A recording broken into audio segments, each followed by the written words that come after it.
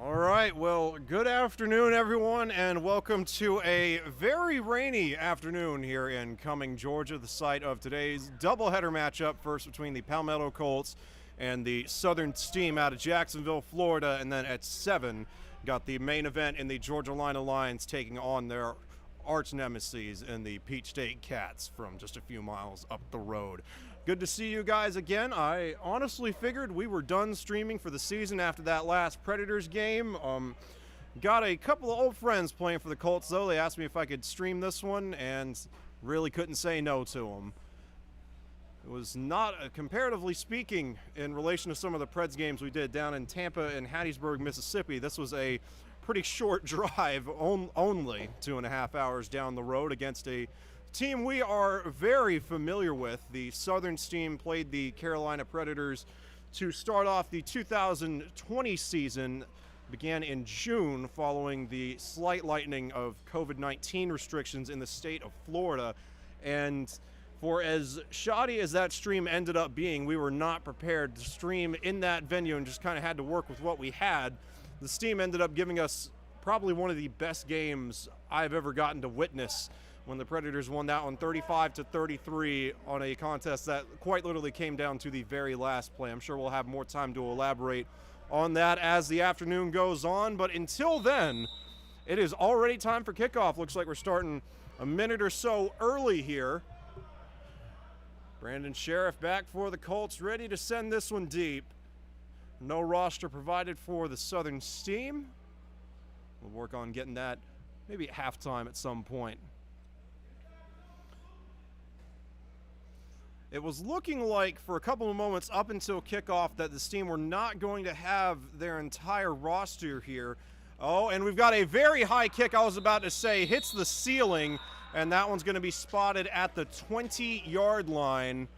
First down and 10 coming up for the Steam. Yeah, not the lowest ceiling we have come across by any stretch of the imagination, but the ceiling here at the Cumming Fairground Arena certainly low enough to present something of a hazard to kickers, at least on kickoffs.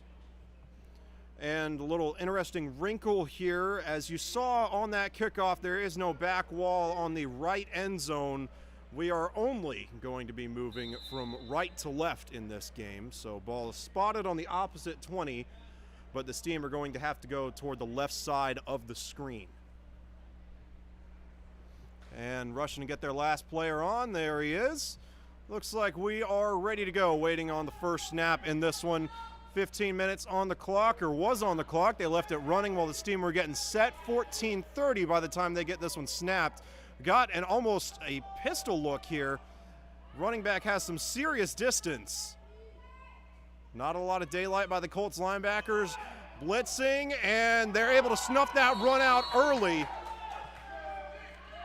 That is number 14, Jared Watkins, able to bring down the running back in the backfield. That name sounds familiar. I'll have to double check my rosters, but I believe that Watkins was a member of the Carolina Elite, a semi-pro team we recorded a couple of games for back in, gosh, I don't even remember when it was. I think it was April.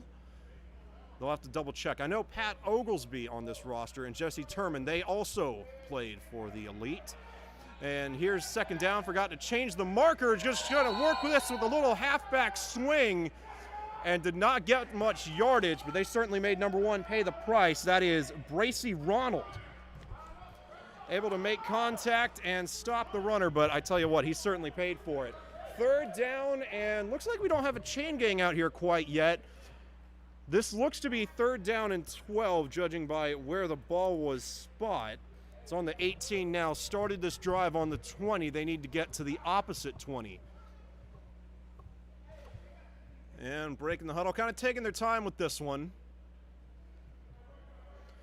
The Steam do have a new quarterback this season. Not 100% sure on his name. Last year they had arena veteran Garrett Sutphin, though I believe he is retired because I have not seen him with any teams. And now the mystery quarterback, number 3, tries to take off and goes nowhere.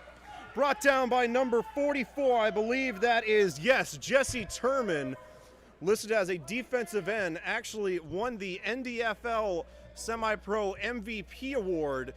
Well, I hesitate to call it last season because, again, it was only in May or so. He was the lead running back for the Carolina Elite, won league MVP. The Elite finished that season 5-2. But they did suffer 2 straight losses, I believe. Or no, it was a loss early in the season and then a big playoff upset against the Birmingham Ravens, who, interestingly enough, the Georgia Lions were actually slated to play for a time despite the Ravens not being an indoor team. Oh, we've got an interception here. And the ball did kind of come out at the end, but really the fact's going to remain the same regardless. Turnover forced by the Colts defense early in this one. That was number 3. Yep, Cody Haney with the interception. Listed as a quarterback on the roster, but I believe that's a typo. QB and LB are reasonably similar. Haney, a familiar face to fans of the Upstate Dragons when they were playing back in the Anderson Civic Center for that short-lived season in 2018. He was an Ironman linebacker and wide receiver, saw most of his snaps at Jack linebacker, but did go out for passes a couple of times, and I tell you, he was a pristine route runner back in the day. Just did not get a lot of reps at that position. So we got 1st down and 10 coming up for the Colts. And at quarterback is arena veteran Mark Littlejohn, one of the guys that actually first got me to come down here and stream this game. He and Brandon Bingham, the 2 that brought me to this location. Handoff is to Bobby Kinnebrew, stiff arms the man and drags him into the wall, still trying to go. Not quite sure where they're going to knock him, or not quite sure where they're going to spot him out. Lost his helmet on the way back up. And if that was not a 1st down, which I don't believe it was certainly close. And it looks like this is going to be 2nd down and 3 coming up for the Colts. Hard running there by Bobby Kinnebrew. Also a veteran of the 2018 Upstate Dragons. He and Jesse Turman both saw action at running back. Got a double stack to the top side of the screen. Littlejohn going to hand this one off to Kinnebrew again. Got a lane, 1 man to beat. And waiting on the signal, touchdown Colts. And the Palmetto Colts strike first. Bobby Kinnebrew, 2 rushes for 20 yards on the opening drive. And it is a 6-0 lead for Palmetto against the visiting Southern team out of Jacksonville, Florida. And I was about to say, I meant to tell Coach Holt earlier, and I just didn't get a chance to. We had some traffic down on Cumming Highway on the way here. Couldn't quite make it to the game as early as we wanted to, so I didn't really get a chance to make my rounds and say hi to everybody. But when we played the Steam last year, they really struggled with rush defense, which is kind of an oddity for indoor teams considering the linebacker restrictions and how those kind of force you to play the run in a sense, having 5 guys in the box at all times.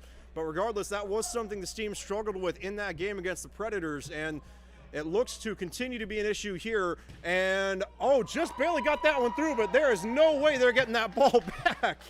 I tell you, I might try to run down to the parking lot and see if I can grab that for myself. I was wanting to get a game ball if I could. That might be my best chance. So, nope, check that. They've got somebody running down there. Looks like can't tell if that's part of his hat or a ponytail man down there. One of the 2. But he's got the ball, and we'll see if he can throw it up all the way from the parking lot to the man in the pink golf shirt. So, Colts up 7-0 early. Honestly surprised they got that kick through. That was really close to getting blocked. And, they threw it and it hit the back of the fence. Gonna have to try again. So, kickoff looming here for the Colts. Gonna send it away to the Steam for the 2nd time in this game. We'll see if Sheriff can kind of tone it down a little and avoid hitting the ceiling. And they do have the ball back. I'm honestly surprised they got that out. He sent that one all the way down into the lower levels of the parking lot. Colts up 7-0. 9:25 to go in the 1st quarter. Let me get the ticker reset, say kickoff. And there we go.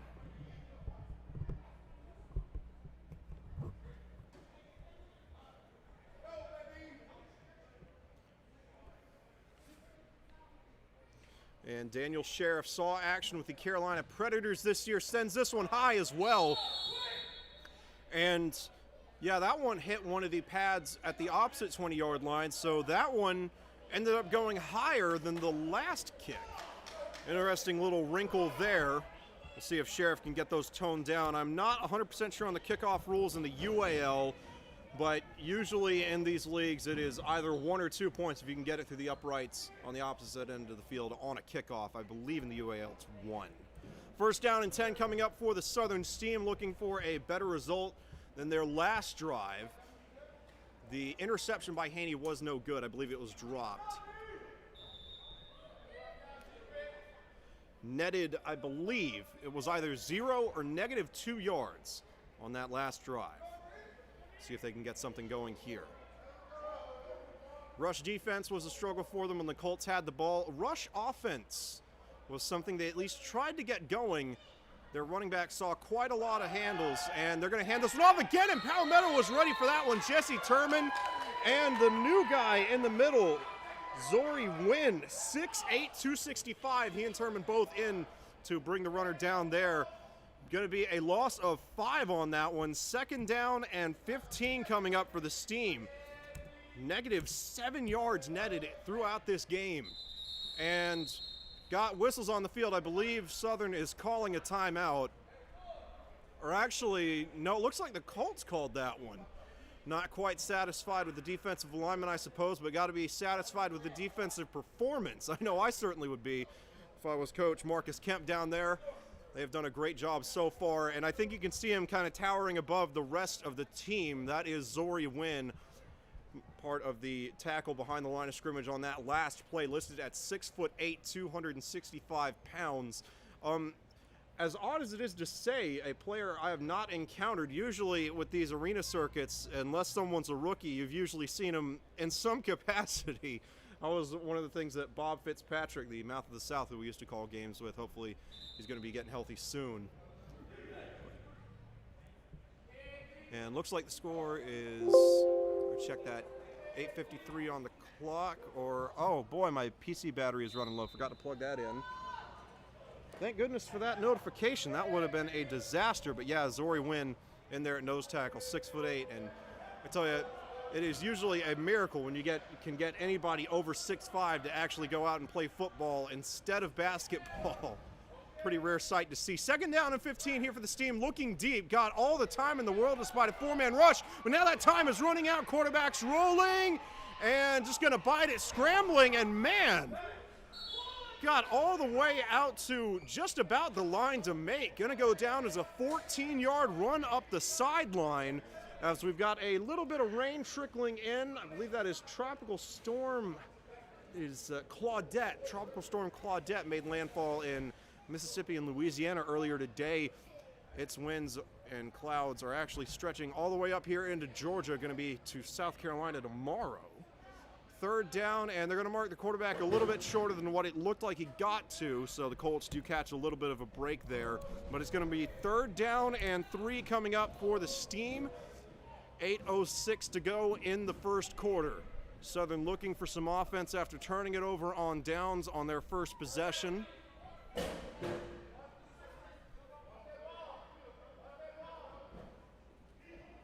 And got a lot of lenience over the middle of the field. Receiver runs a corner route, but not enough blocking up front. Quarterback's going to take off again.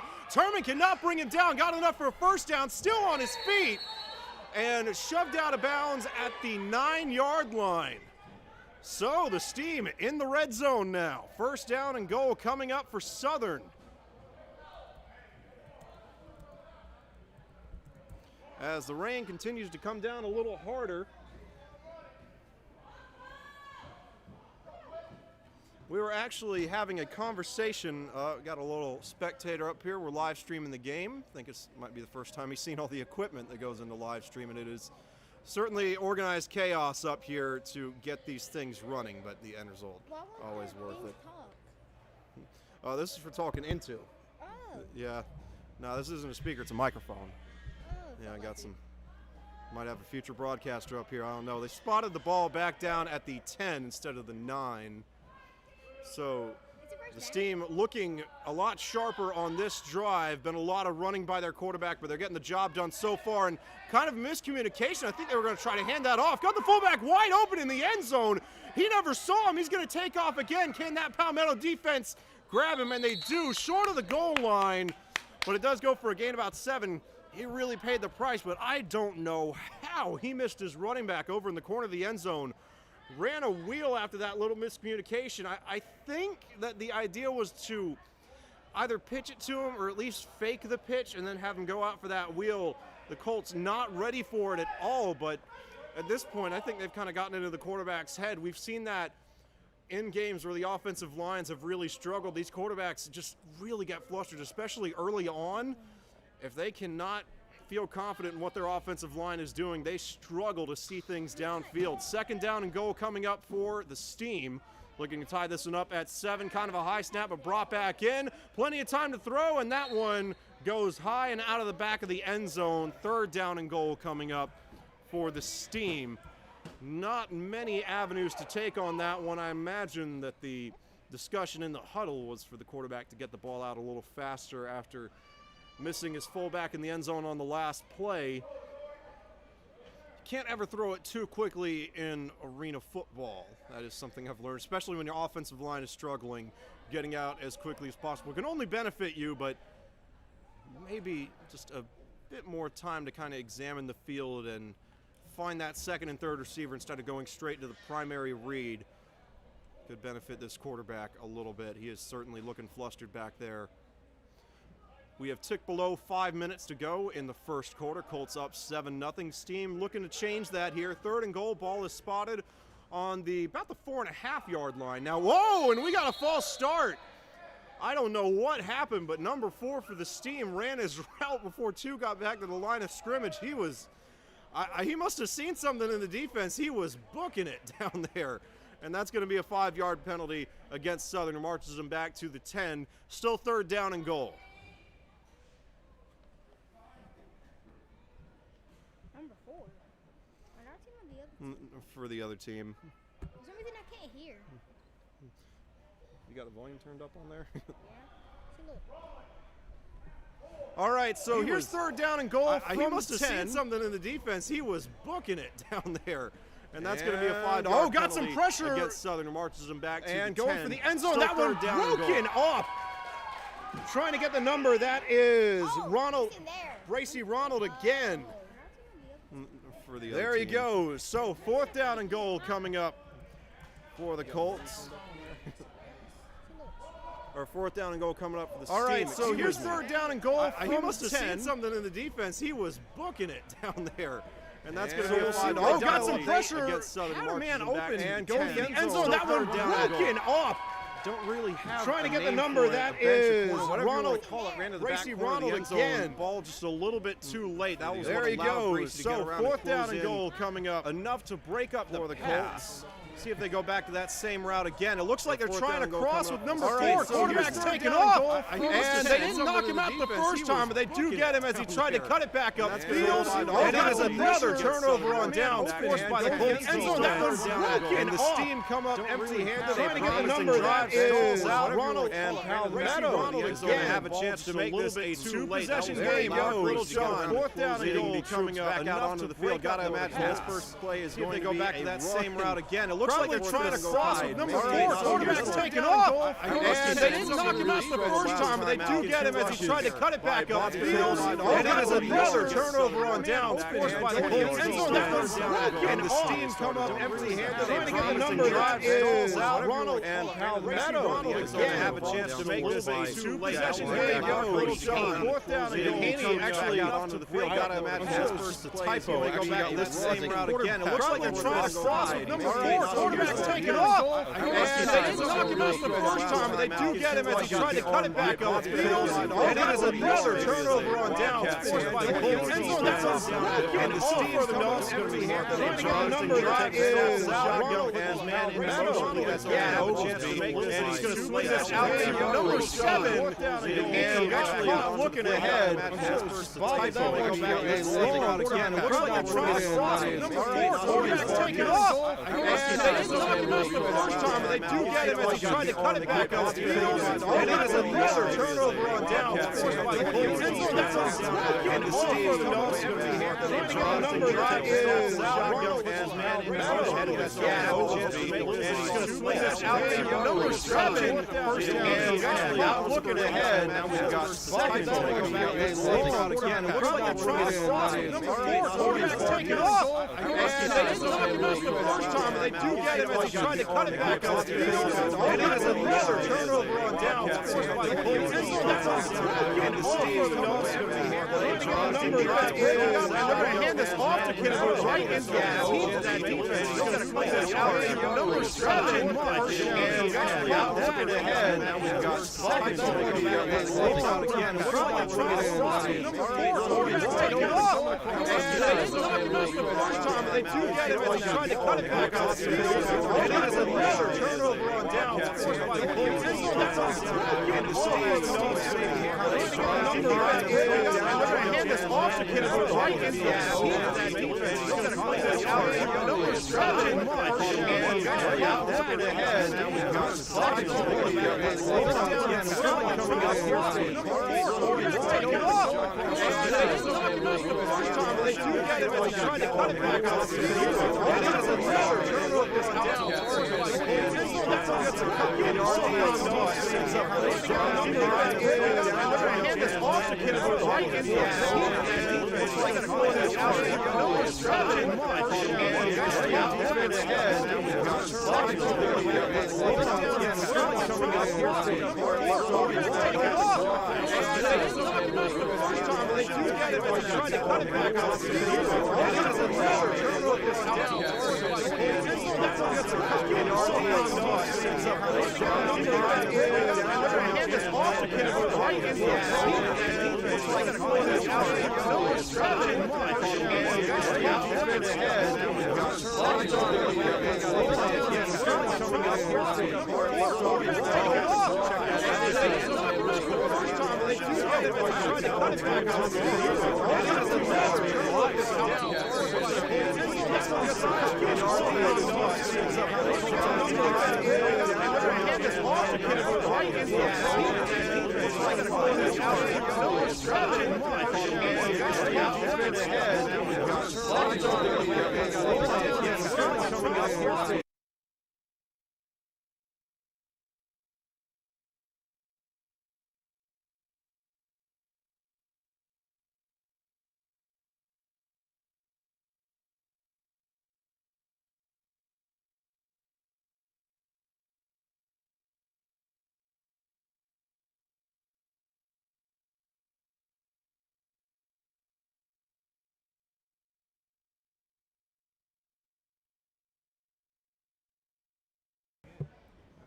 Alrighty, and we are back.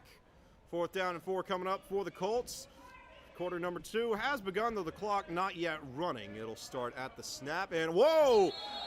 Oh, the Little John special. I think he got the steam to jump. Whipping out the hard count. Now we got some pointing of fingers trying to figure out who exactly moved first. The refs are going to discuss this. Little John was awesome at that. The hard count. And it looks like they're going to move the Colts back, so the hard count may be working a little too well. But especially with the Predators, when the offensive line was really struggling in 2019, Little John with the Preds in 2019, not in 2020 or 2021. But when that line was struggling, Peach State, a game I remember he did that a ton in. Just really, really good at getting the hard count and getting that defense to jump. But 4th down and 4, or no, check that. Now they've changed their minds. This is 1st down and 10. Little John gonna keep it and gets a couple of yards on, not sure if that was a read option or a quarterback keeper all the way, but that was 1st and 10. I guess the Colts kind of moved back to huddle up for that one and not because of penalty yardage. So going to be a gain of 3 on that play. 2nd down and 7 coming up for the Colts. Little John, very much a running quarterback, but not the lightning in a bottle type.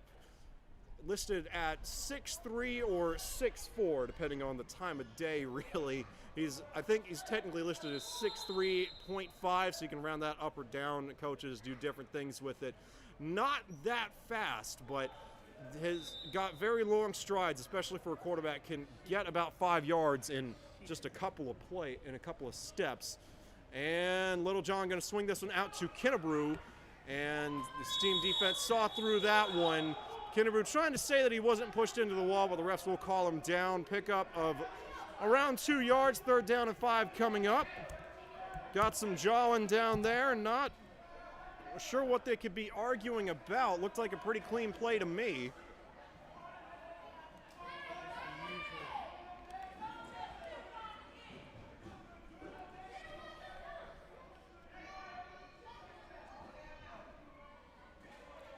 All right, and it does look like the Steam are doing most of the talking. I can't quite tell where it's coming from up here. Looks like their defensive line is the one trying to stir up some trouble. And snapping this one with the motion man well into the backfield. Littlejohn under pressure, backs up and launching this one deep. Oh, and batted away. A perfect spiral, but delivered just a little bit too late. Yeah, the pressure really forced Littlejohn out of his comfort zone. Good job to avoid it, but the time elapsed while he was back there, I think, proved to be just a little bit too much. So, another 4th down coming up here for the Colts. Gotta wonder if Littlejohn's gonna try the hard count again, and assuming he does, gotta wonder if the Steam are gonna jump. They got fooled one time, and you know what they say, fool me once, shame on you, fool me twice, shame on me. Can't imagine that's at least on the table, but actually we got 2 motion men apparently here. Mix up, though that's fair game if they snap it with 1 man behind the line of scrimmage. Got an open man, did he catch that? And the officials say yes. Conversion on 1st down, caught by number 21. That's Jaikees Callahan, listed as a running back and a wide receiver. Doing a little bit of both so far in this one. 1st down and 10. That is the 2nd 4th down conversion on this drive, though the first was a penalty, so make of that what you will. The drive continues, and the Steam strangely quiet after that one. Ticked under 12 minutes to go in the first half. 11:52 on the clock, still rolling after that completed pass from Littlejohn to, forgotten the name already, it was Callahan. And getting a couple of words in with Pat Oglesby. Steam defense playing it pretty loose on the bottom half of the screen. They are going to Oglesby, and that one a little off target from Littlejohn. That is something I've seen from him personally. Got flags, I think, after the fact, though he gets a little excited back in the pocket, and that is something you'll see quarterbacks struggle with from time to time, especially if they have receivers open deep down the field. They have a tough time, settling down, taking that deep breath and going through all their motions and making sure they deliver an accurate ball. When he sees a man open, he gets a little antsy, tries to get it there a little too soon. Didn't quite set his feet on that one, sends it a little high into the outside, and what would have been a gain of 5 or 6 yards goes down as an incompletion. 2nd down and 10 coming up for the Colts to see if Littlejohn can kind of settle in here a bit as we progress further into the 2nd quarter. And it looks like the flag was against the Steam, didn't catch the signal. Not quite sure. And whatever it was, it looks like it was a 10-yard penalty, so no, illegal defense is only a 5-yarder. So what was 2nd down and 10 is going to turn into 1st down and goal. Well, depending on the exact spot, or actually, yes, check that. This is not at the 10. You can't quite see the lines on the field. They're sort of there, but not quite. And they have moved this one up to the 7, but now the officials, looks like they're having trouble figuring out where exactly this was or what the down and distance was. Clock is actually running here. They need to, yeah, it's not supposed to run during penalties. They need to get on top of that. Hate to con these guys out of any football after they made the trip down here.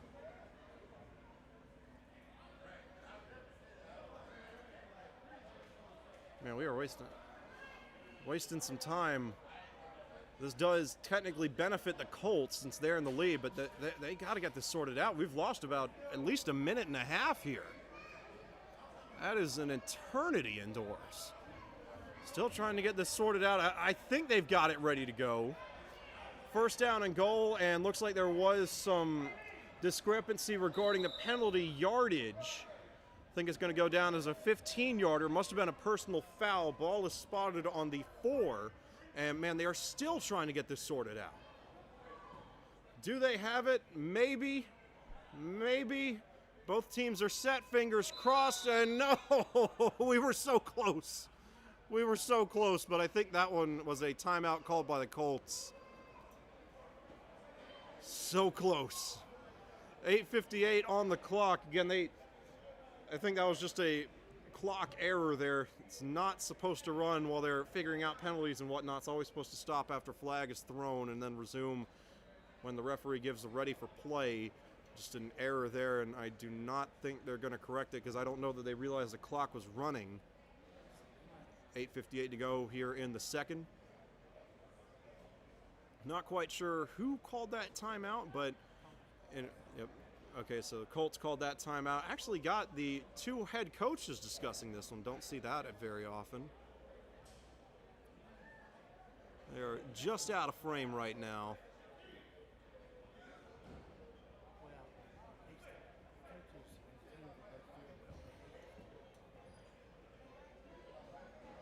And, oh, hang on now. Yeah, it looks like they're trying to reset the clock here.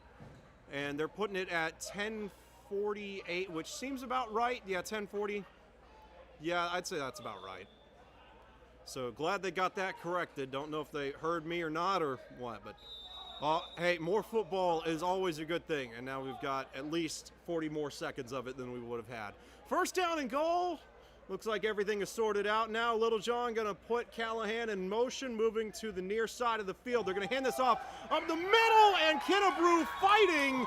That was close, and he's got his second rushing touchdown of the game.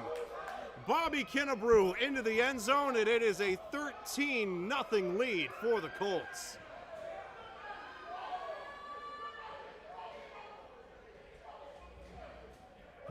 This one is spotted down.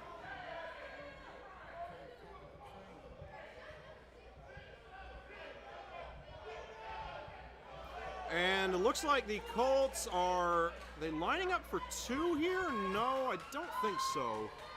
Yeah, the receivers are heading back to the bench. It is right outside of the camera's field of vision. That's where they were heading, bringing an extra lineman on. So we got a PAT attempt coming up for the Colts, looking to make this 14-0. Sheriff out to attempt the kick. And I guess we'll see if that guy is back down in the parking lot to retrieve this one. Kick is up, looks good.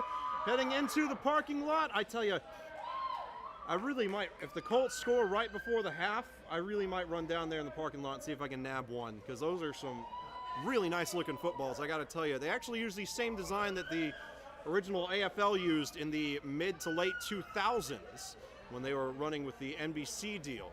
Kind of a tan surface with a blue racing stripe going along the side. They ran with that one until the league canceled, I believe the 2008 season, came back in 2009, and then changed it for the 30th, 25th anniversary, something like that. It was a darker shade of brown with a silver racing stripe, and then after that, it was that same shade of brown but with a white stripe. I actually own one of those signed by Aaron Garcia, but the signature's kind of faded a little bit. Yeah, forgive me for nerding out there. I really enjoy collecting game balls like that. I actually nabbed a Massachusetts Pirate National Arena League ball from where they're liquidating their old league ball since they moved into the IFL. Got to get rid of the NAL ones. Picked one up on their website. That was quite a treat. Kickoff looming here. Colts up. Forgot to change the scoreboard. I got so sidetracked. It is nope, not 15-0, 14-0. Sheriff 2 of 2 on extra points. Clock is stopped at 9:22, and it looks like the Steam bench is trying to get something sorted out with the officials. Not quite sure what, but kickoff looming at some point. And there's the whistle. Looks like we're ready to roll. We'll see if Sheriff can kind of bring it down a little bit. I can already tell he's eyeing the ceiling.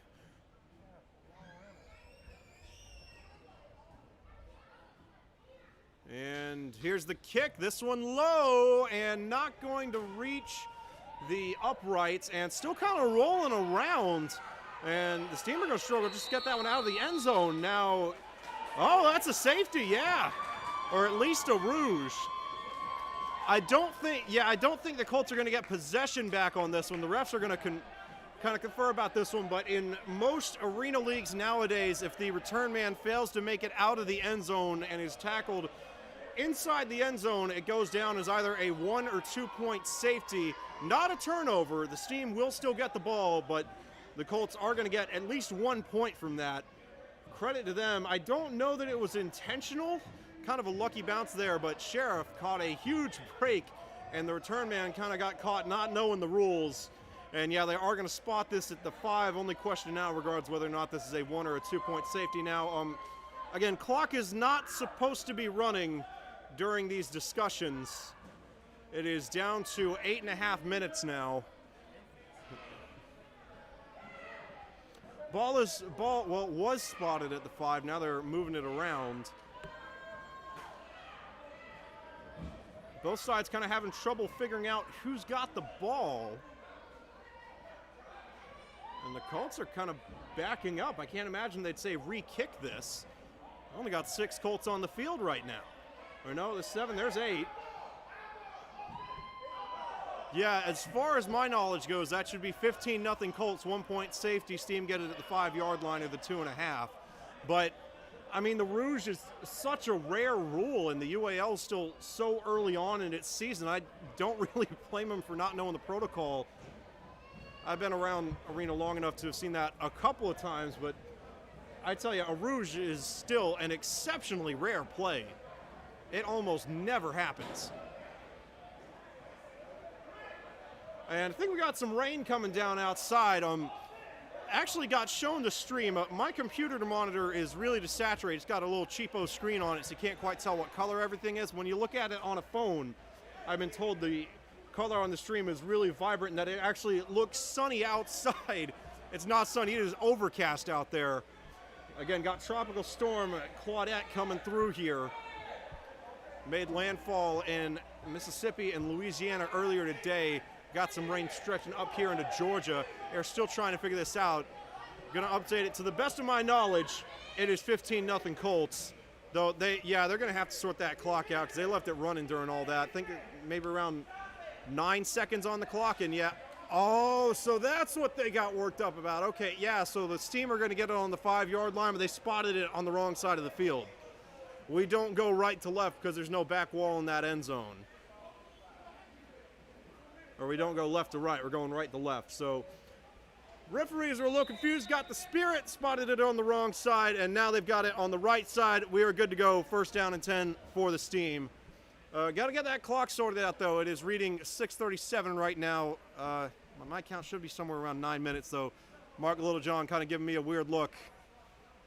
So he may want a shorter quarter, I don't know. Here's 1st and 10 for the Steam. Whoa! Some hard running there. And let me get a number. That was 5. Really paid for lowering his shoulder on that one. He got hammered. And no 5 listed on the roster. Might have changed the number at the last second. That could be a 6. It is kind of bunched up a little bit. So that was 1st and 10. Able to pick up about 4 yards. 2nd down and 6 coming up for the Steam. As the rain continues to come down in droves. Fortunately not angled toward us. Got a man, or had a man, open deep. Safety able to pick him up, and fortunately the quarterback kind of dump it off to his check down man, though that is going to be well more than enough for a 1st down. And 1st and 10 coming up for the Steam. Nice awareness by that quarterback. Again, no roster provided by Southern. Going to work on that at halftime. But that was something we mentioned earlier, that he looked kind of flustered. The offensive line not quite performing up to par. Was having to run around, missing some receivers deeper into his progressions. Good to see that he's looking around a little bit. Oh, we didn't have a prayer on that one. Oh, my. Zori Wynn made him pay. And I tell you what, I think that, I'm not sure if that was a read option or quarterback keeper all the way. It did not look to me like he read that wrong. But Zori Wynn just got in the backfield, no questions asked. A huge loss. Going to bring up 2nd down and I believe 17 for the Steam here. Got a rebound after giving that one up. And just going to throw a little screen to the outside and hammered. Ronald Bracey with the tackle on that one, and the Steam move even further backward. Or no, check that. I think they're going to say he got right back to the line of scrimmage. So 3rd down and 17 coming up. Though, I tell you what, I don't know how quickly they can get the ball snapped with them being in shotgun and whatnot. Indoors, you like to see guys go under center, but especially at the lower levels and when you have quarterbacks in their first year, they usually stick them in the shotgun just because going under center demands so much footwork that they might not have a ton of experience with. So it's going to be interesting to see how quickly they can get the ball out. But you see how far out that safety is bailing for the Colts. Usually you can hit your guy on a hop route. Whoa! And don't listen to me. The Steam have it figured out. Working the crossing route. Not quite a 1st down, but they are certainly close. 4th and 3 coming up. They are M+ territory for the 2nd time in this game, and trying to articulate it a little faster. You're going to see the Colts safety. He's playing really deep, has been all game, and usually when you see that happening, the quarterback will just kind of dump it off to the slot man. As soon as he catches the ball, I'll call it a hop route because the receiver just kind of hops forward, and then he's got the ball in his hands almost immediately, but now they're playing a lot tighter. Kind of 6 coverage here, 4th down and 4. Quarterback's under pressure, going to run for it. He's got it. Oh, still going. And I think the Colts thought they were playing 2-hand touch. Something went wrong, and he walks into the end zone. Touchdown, Steam. On the board with 3 minutes to go in the 1st half. And Southern catching a big break there. Out to attempt what I believe is a 2-point conversion. I saw they had a kicker, though with them huddling up, I imagine, yeah, they're going to go for 2 here. They've been losing contain all game at quarterback. It's been interesting to see how exactly he scrambles, because it's not just lateral movement. He always goes way backward and then wraps it back around, almost like a yo-yo. So here's the 2-point conversion attempt. High snap brought back in. Getting some pressure in is the Colts defense. Just going to kind of sling that one up and bounces off the roof of a tent over there. And the 2-point conversion attempt is unsuccessful. Quarterback had the spirit, but just couldn't quite get the right amount of touch on that ball. So the score is going to remain 15-6 in favor of the Palmetto Colts. 2:18 on the clock.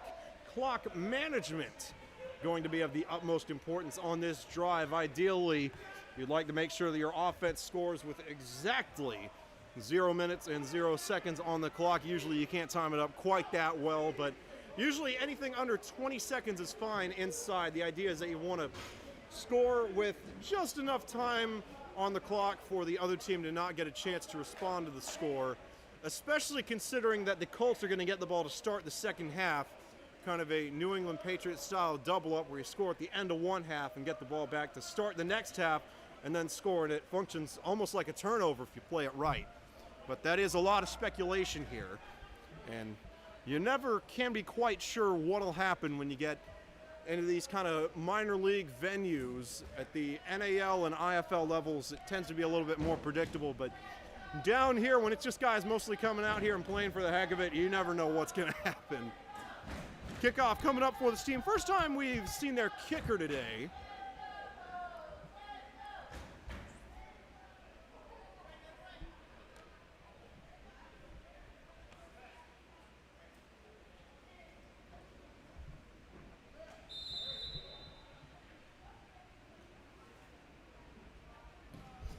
And here's the kick. Whoa, very high. Hits the ceiling, and that one is going to come out to the 20-yard line. 1st down for the Colts.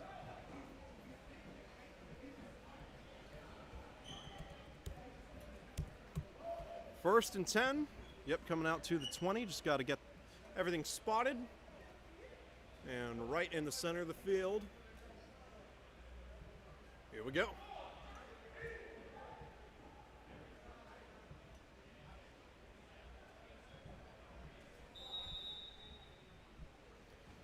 Everyone getting huddled up here. Now, do keep in mind, there is a 2nd game after this one. The Georgia Lions are going to be taking on the Peach State Cats. Neither of those guys are here quite yet. Only been playing this game for about 40 minutes. They'll be here soon. That game slated to kick off at 7. got a trips look to the left side of the field. Little John looking long, but now tries to deliver over the middle, and that pass a little bit behind Callahan and incomplete. Going to bring up 2nd down and 10. Kind of had a touchdown to check down progression there. Usually indoors, it kind of goes the other way around. Look for the shortest route first and then look long.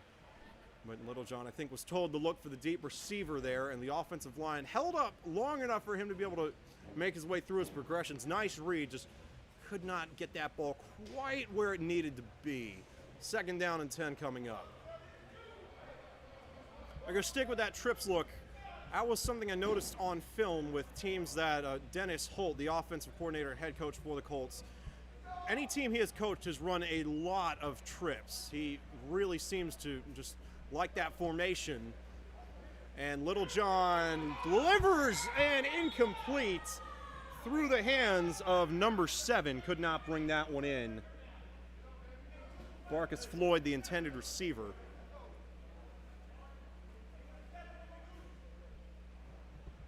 Not a bad throw there. I think Floyd might have gotten a little off track in his route, and I don't know, maybe didn't quite need to jump for that one. It looked more like a dive, but you know, hindsight is 20/20. I'm sure he's down there thinking, you know, should I have dove? Should I have not dove? Should have just kept running? You know, you never quite know. Oh, forgot to turn the down and distance back on. This is 3rd and 10 for the Colts. And actually, we're going to hit the 1-minute timeout. Yeah. So we have reached the 1-minute warning. Don't quite know if it was part of the game plan to this point, but so far, clock management-wise on this drive, the Colts have played it almost perfectly. Really ran that last 118 off the clock over the first 2 plays. 3rd down and 10 on the 20-yard line. Again, you want to score when you get inside the 1-minute warning. The timing rules change. Usually it just runs no matter what, but switches to outdoor rules inside the final minute of each half. Incomplete passes, players getting shoved into the walls, and the winning team losing yardage will all stop the clock. And I believe the clock also stops while the referees get the chains reset, but starts once they have them ready to go. So got to be a little bit more careful with the clock, conscious of how those incompletions can stop it. And again, got to make sure that they don't turn this over with enough time for this team to get a score in, especially if they don't score on this drive. But so far, looking promising. Again, ideally, you want to score with right as the clock hits triple zeros. Can't always draw it up quite that precisely, but usually around 20 or 15 seconds left in the half is good enough. We'll see what exactly the Colts' thought process is here. Looks like we're going to have a trips look to the opposite side. And this team do look to be in a zone defense. Going to see if Little John might just want to dump this one off. And nope, they're going to run 2 crossing routes. Oh, got a man wide open, and he dropped it! Pat Oglesby. I can't even say he lost it in the lights. They're just little fluorescent ones out here. Just a focused drop. I don't know what happened. Had a touchdown in his hands, and he dropped it. Man, that is brutal. Nice play design there by Coach Holt as well. Ran 2 crossing routes, kind of got the defense looking in that direction. And that far side corner got a little flustered, saw the slot receivers going, thought he had to go with them, left Oglesby wide open on the street down the sideline. Great pass by Mark Littlejohn, just incomplete, went right through his hands. And Oglesby going to run the same route, same play actually. Oh, and that one is dropped. Floyd Barkus unable to bring that one in. So 3 consecutive drops bring an end to the Colts drive. All of those drops stop the clock. Littlejohn frustrated, but none of that his fault. Threw some really catchable balls. Receivers, I don't know what happened, if they got flustered, complacent. I'm not sure. Just wide open drops on 3 consecutive plays, and the Colts really pay the price, especially considering that those last 2 inside the 1-minute warning stopped the clock. We have got 56 seconds left to go in the half. The Steam have 20 yards to Pater. They can tie this game up. Well, not quite tied up. They need a touchdown and 2-point conversion, and then an Uno after that. Tall order, even in the NAL and IFL, to come up with a 9 or 10-point possession, depending on the rule set. Not impossible. but this team can at least get this down to a one-possession game for sure. First down and 10 coming up for Southern. Their quarterback's legs have been their primary weapon so far. Just giving this Colts defense fits. And Palmetto safety once again playing loose over the middle. Got a man open in the end zone. I don't think he saw him. And whoa, he didn't go down. What a hit. As we got some rain really coming down. I'm gonna play this safe here. I don't want the equipment to get wet, so I'm gonna shut the laptop lid. It'll still run while that's going, just until this rain stops a little bit.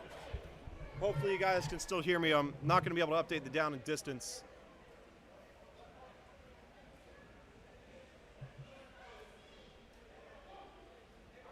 Up, and here's the snap. Second down and 11, the official call here, and quarterback is running for his life, looking deep, and makes one man miss. Now he's just going to try to run for it, and he's got some nice yardage. Touchdown steam with 10 seconds on the clock. So Southern did exactly what we thought the Colts were going to have a chance to do, and scored with less than 20 seconds on the clock. It is 12-15 now. And the Southern team's quarterback has put this team on his back. The last line of defense, and he is giving the Palmetto defense everything they can handle and then some. Gonna get the scoreboard updated in the moment. The rain's kind of dying down, or at least the wind is dying down a little bit. It's kind of blowing it right into our equipment. Had to shut the laptop lid, didn't want anything getting too terribly soaked or anything. I'll update the scoreboard here in a moment, probably after this play. It is 15-12. Southern looking to make it 15-14 with a successful two-point conversion attempt here. Here's the snap. Got a lot of pressure there, and now the pocket's clean. Oh, and he's brought down, number 14, with the tackle. That is, Jared Watkins with the... Don't know if we can call it a Saxons on a two-point conversion, but I think we are good now. All right, and 10 seconds on the clock. It is 15-12. Colts still on top. Enough time for a couple of plays. Incompletions will stop the clock. Might want to start this out with a little screen or a swing. Make sure your receiver gets out of bounds. Get Little John kind of dialed in, and then take a shot over the middle, something like that. But until then, I'm actually going to try and move some of the equipment down to a lower row real quick. So if you hear any shuffling around, that's what that is.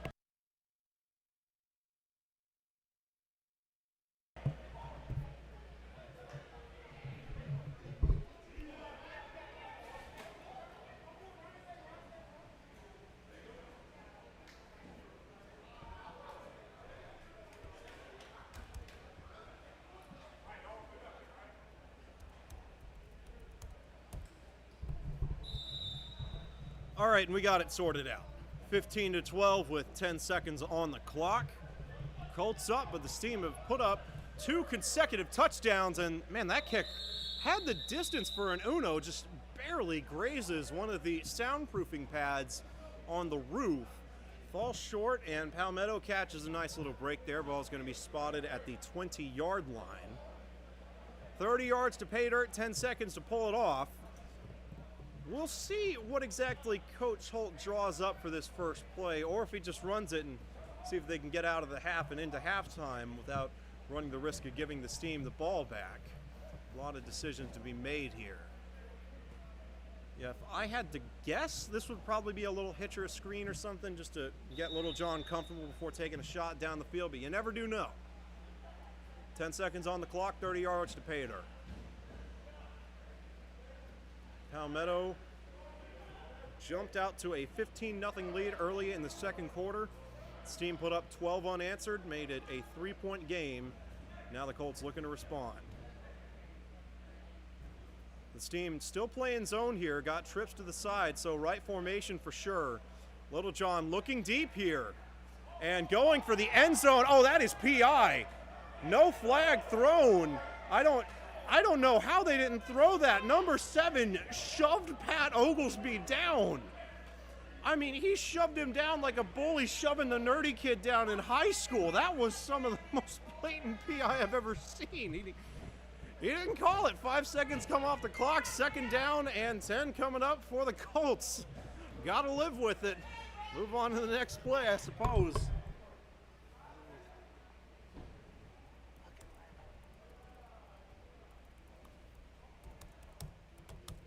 Second down and 10 coming up. Little John in the shotgun. Bobby Kennebrew up in pass protection here.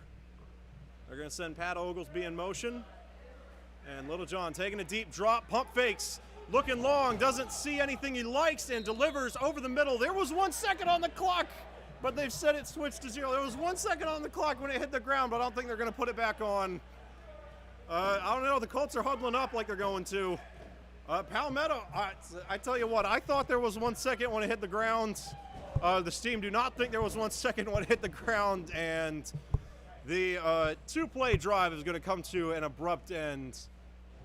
20 minutes on the clock. We have reached the half. Got a really good game so far, 15-12. Palmetto has not trailed in this game, but the Steam's quarterback, going to try and get a name on him. He has given them everything they can handle. Fun game. Be back in 20 minutes for the start of the third quarter.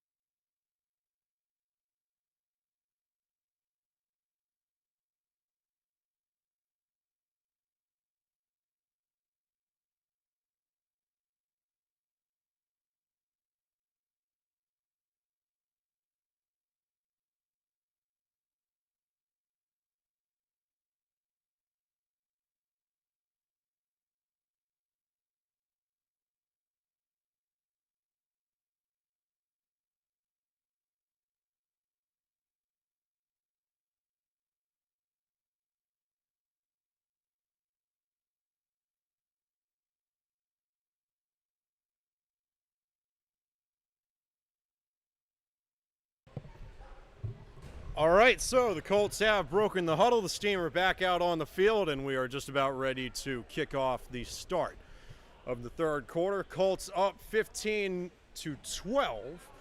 Jumped out to a 15-0 lead early in the second quarter, and then the Steam came storming back on the legs of their quarterback, put up 12 unanswered points, including one touchdown that came with 10 seconds left on the clock in the second quarter. The Colts were unable to respond on the ensuing drive. Clock expired.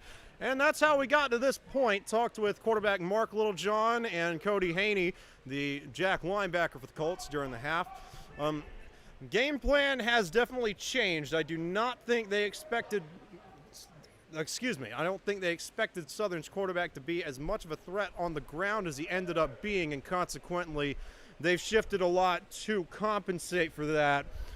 They imagine that at this point the linebackers probably don't need to worry that much about pass protection at all because the Steam have so few passing yards, I can probably count them on two hands.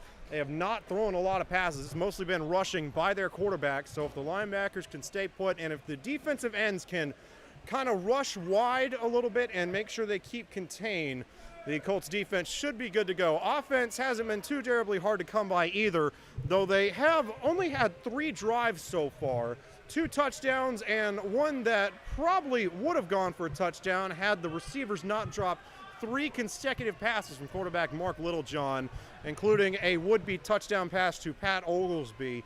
Just went right through his hands. Unfortunate turn of events, but the Colts going to have to live with it. Our cameraman ran down to the concession stand, and I think there was a line there because he's not quite back yet, so I'm going to be on double duty, running the scoreboard and the commentary and the camera until he gets here.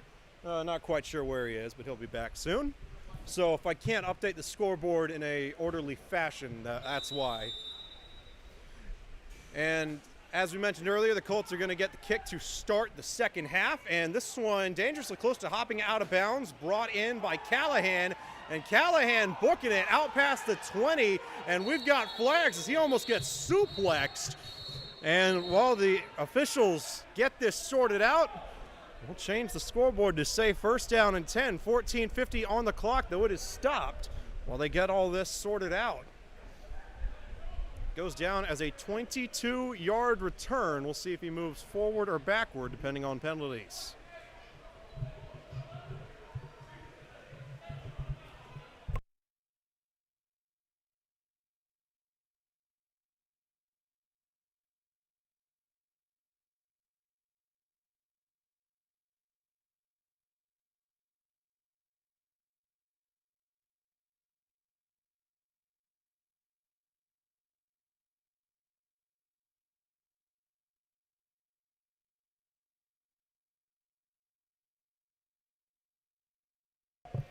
All right, so it looks like those penalties were against the Colts. And, man, this is a big one. Looks to have been some kind of personal foul, a 15-yarder. Going to push them all the way back to the 9-yard line. Kick was returned out to around the 22 or the 23. That is a big penalty, though it also gives the Colts an opportunity to go on a sustained drive, the kind that really puts a lot of pressure on that defense to force some turnovers early on. Colts did have a drive like that earlier, converted 2 fourth downs en route to a rushing touchdown by Bobby Kinnebrew. Trips to the right side, Littlejohn fakes the pitch, got a quarterback sweep. Kinnebrew was the lead blocker, and the Steam closed that window quite quickly, and Littlejohn slipped to boot. That one very, very well guarded. This Steam defense has really stepped it up since that first drive. Bobby Kinnebrew had 2 handoffs for 20 yards and a touchdown on the first 2 plays from scrimmage for the Colts. Since then, though, the Steam defense has really stiffened up against the run. They have just not had nearly as much success on the ground. I think they're forcing Littlejohn to throw this one, and given the struggles that the receiving corps has had so far, not a bad game plan at all. 2nd down and 10 coming up.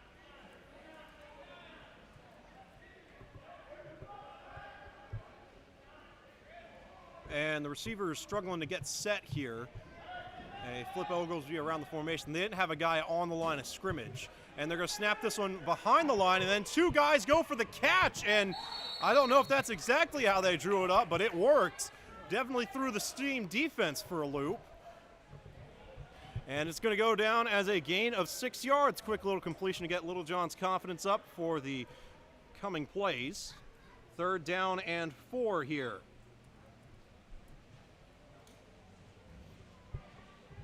Going to be interesting to see how check that 3rd down and 3.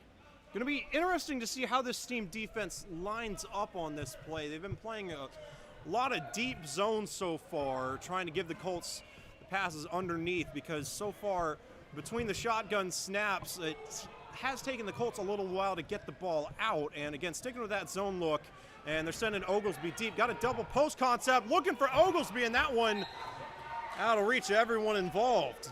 Little John kind of had to roll out there at the end. Protection broke down, falls incomplete, and brings up 4th down and 4. I was going to say, if they wanted to take a shot, even though they hadn't really done a ton to get that defense to cheat up, it just kind of felt, you could kind of feel it in the air that the time might be right for a shot downfield. And Oglesby is sort of open. Got to wonder what would have happened if Little John hadn't had to roll out on that play, but woulda, shoulda, coulda. 4th down and 3 coming up for the Colts. Can this team get another big stop on defense? We'll see. Looks like they're going to stick with that trips look. I think if they throw a little tunnel screen, they might have this. They've got 3 receivers with 2 DBs on that side of the field, and that is what they're going to do, but the Jack linebacker's over there in a hurry, and this is going to be close. Did they get the 1st down? Chain Gang says no. Colts say yes. Steam say no. Coach Holt says yes. And initial read is that they did not get it. Nobody's quite sure what happened, but I don't think he got there.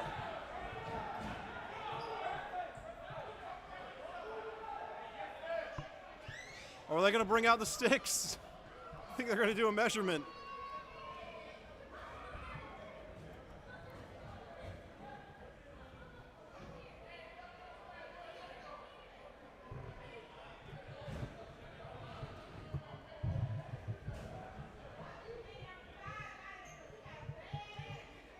So they are really trying to figure this out. Yep, they're going to bring out the sticks. Here we go.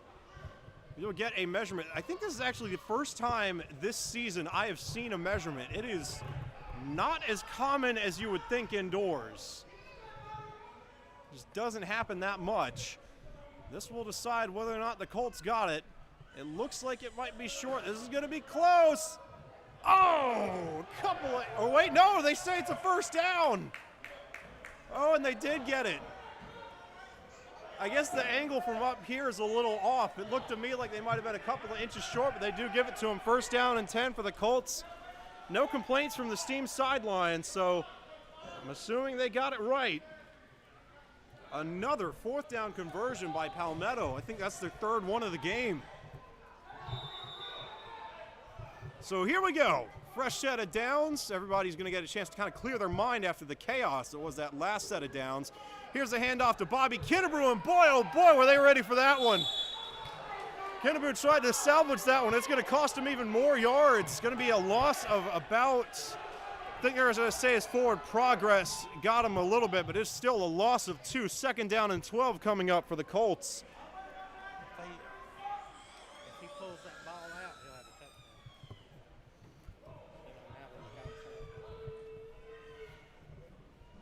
So once again, the Steam defense showing that it is not going to get fooled by that running action of the Colts. It worked on that first drive, but they have gotten nothing of note since.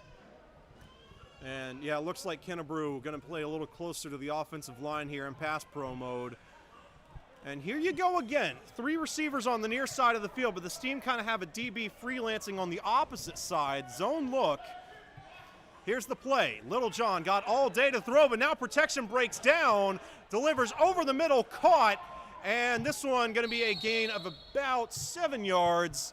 Ball comes out to the 25-ish. Line to make is around the 24. Got a 3rd down and, yep, around 4 yards coming up for the Colts. Nice job by Little John to kind of make something out of nothing there. Looked like he had a clean pocket there for a little bit. Protection broke down. I think it was Bobby Kinnebrew that got beat by one of the linebackers for the Steam. Little John able to roll out, finds a completion over the middle, and they back this up a little bit. Going to be 3rd down and 5 instead of 4. Though the Colts have had no issues on these late downs so far. Though will the commentators curse strike? It was certainly a real thing for the Predators this season. Still rolling with that trips look. So far it has not beaten so far it hasn't bitten the steam too bad. Little John making some adjustments at the line. He must have seen something he liked. False start on the Jack linebacker, actually looking deep. Oh, caught! Touchdown! Number 23 with the reception. That is, let me run down the roster here. Archie Ryan with the catch.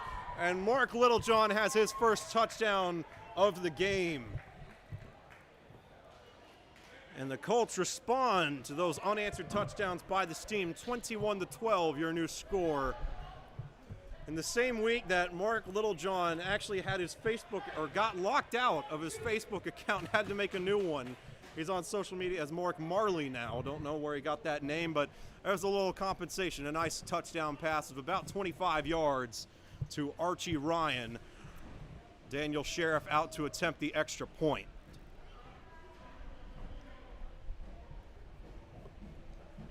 Eight minutes and counting on the clock. Whoa, and high snap. And they're just going to have to bite that one. So the score will stay at 21-12, a 6-point possession for the Colts there. And we'll take a break while they get everything lined back up. Back out to a 2-possession lead.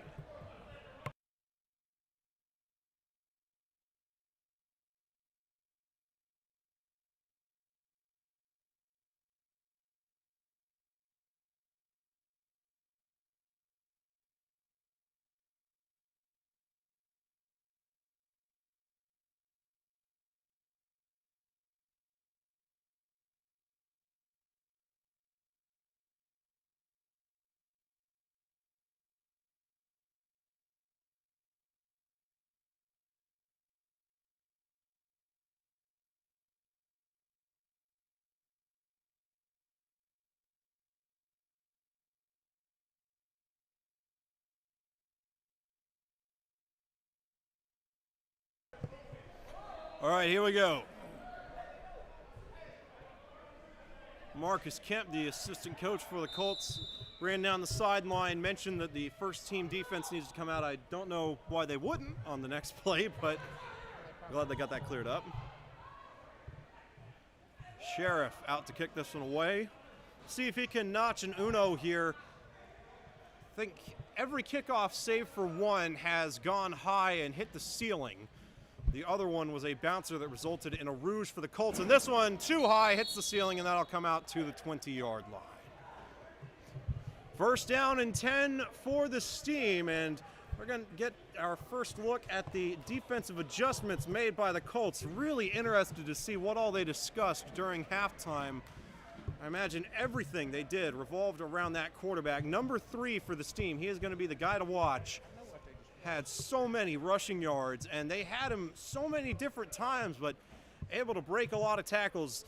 The Colts did have some sacks to go along with it, and while that quarterback doesn't go down hard, he's not really one to break tackles, but he can slip out of them, and that really bit the Colts a lot in the first half, especially going up the sideline. We saw that a lot too. When he rolls out, he drifts backwards first and then rolls out to the right. I don't know if that's intentional to try and get the defense to back up or if it's just habit, like him trying to extend the play or something, but it is something that they need to be aware of. First down and 10 coming up for the Steam.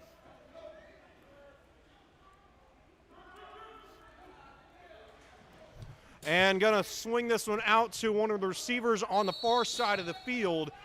Might have made it back to the line of scrimmage, but that's about it. Not much going on that play. And this is going to be, yep, second down and 11, loss of 1 forced by the Palmetto defense on that one.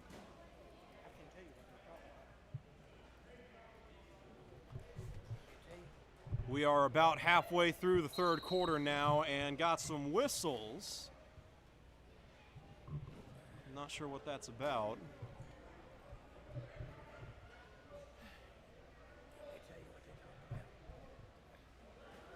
And we'll take a break while they get everything sorted out.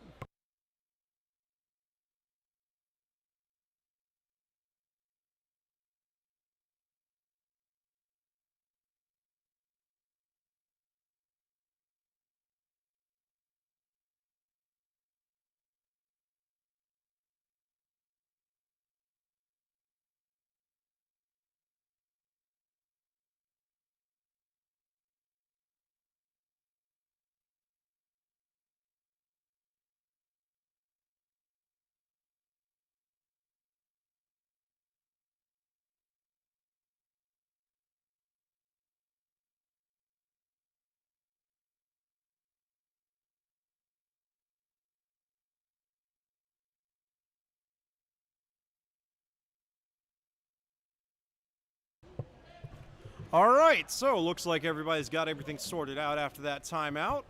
Second down and 11 coming up for the Steam. Ball is on the 19-yard line. They've got 31 yards to the end zone.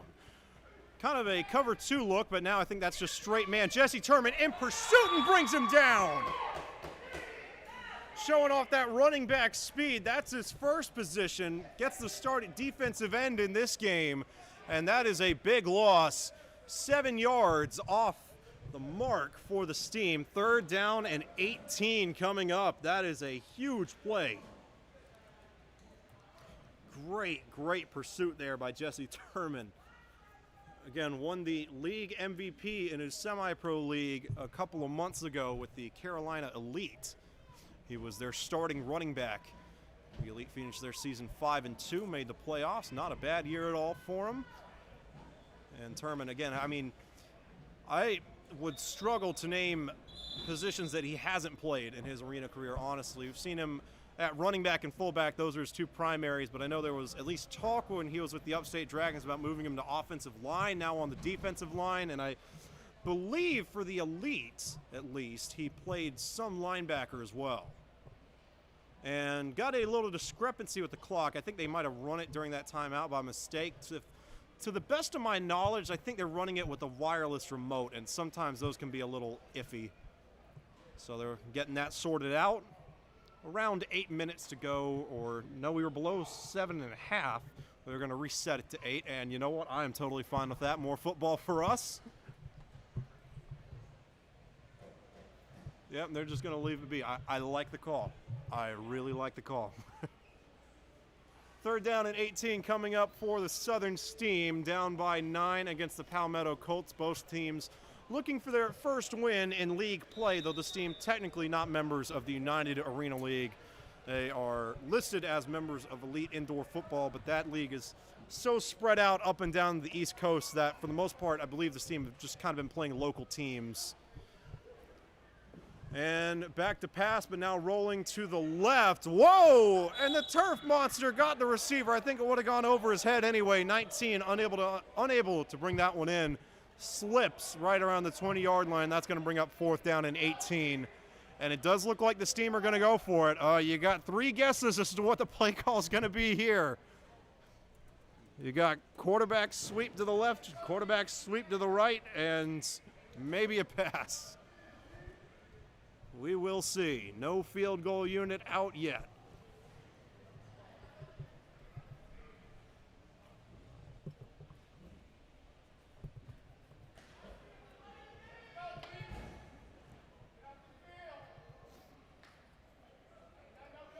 Imagine you're going to see sticks coverage from the defensive backs here. Maybe a little bit aggressive, but nothing crazy.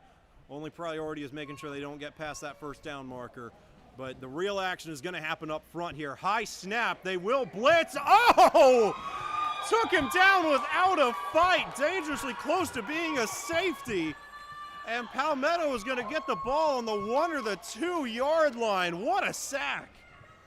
That was number 14, Jared Watkins, another Carolina Elite alumni from the semi-pro team led by head coach Alonzo Childs.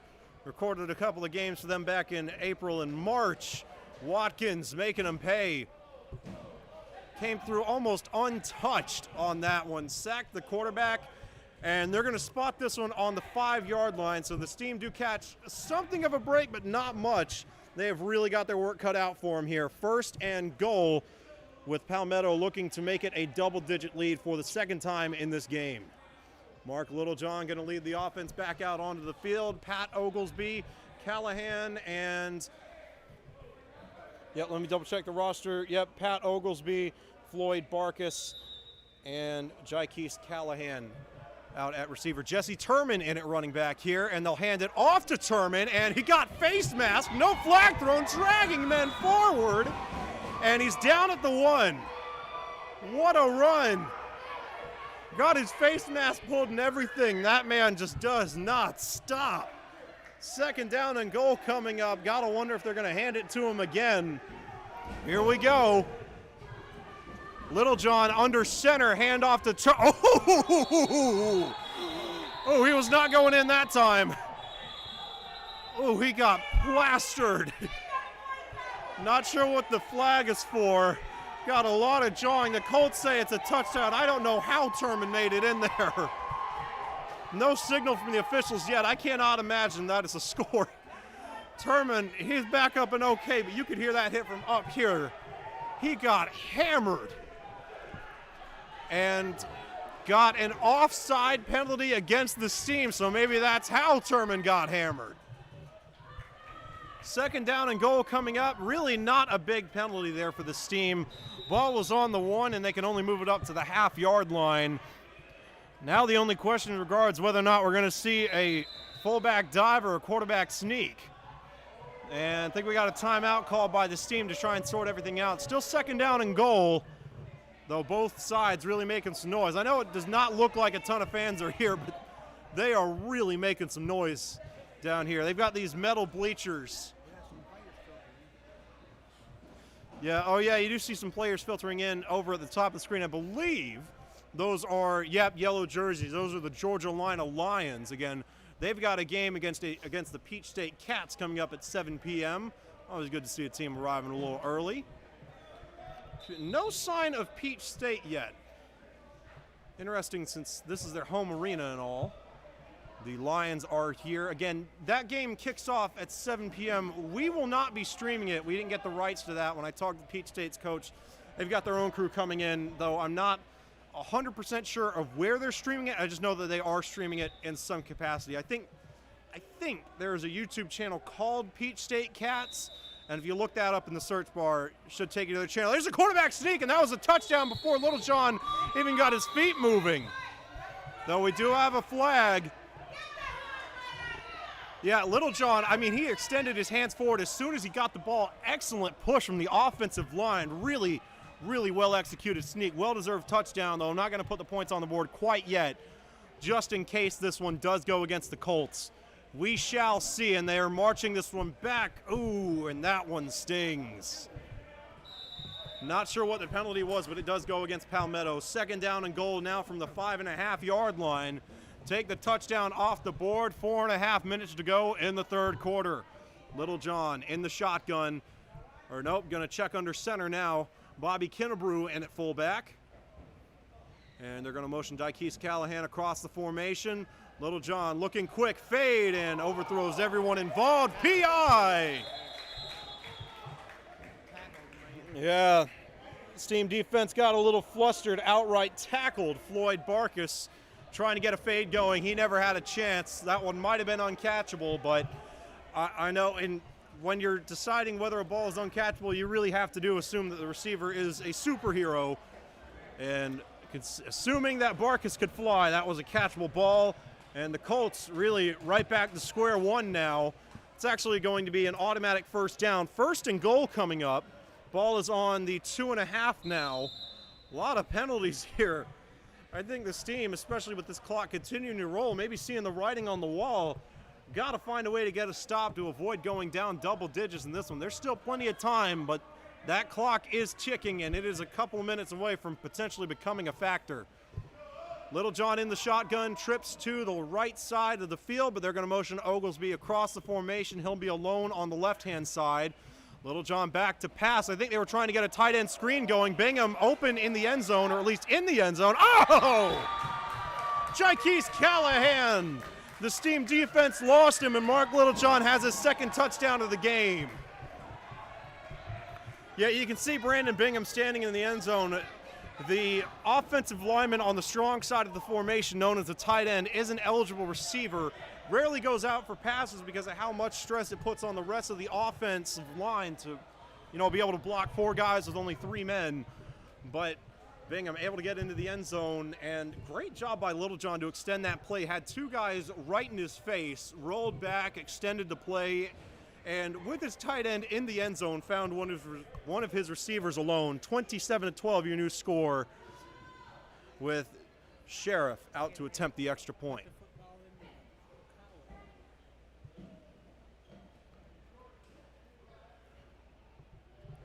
And the Steam, they really jumped on that one. And then number 6 ran into the holder, and I think Barkus might be milking that a little bit to try and get a flag. It did not look like anything too crazy. But, oh no, they say that's a false start against the Colts. Okay. Back to the 7.5-yard line. That's a 5-yard penalty. So that shakes things up a little bit. Still 27-12, still a 15-point lead. But we'll see what the Colts offense draws up here. Got a long 2-point conversion try.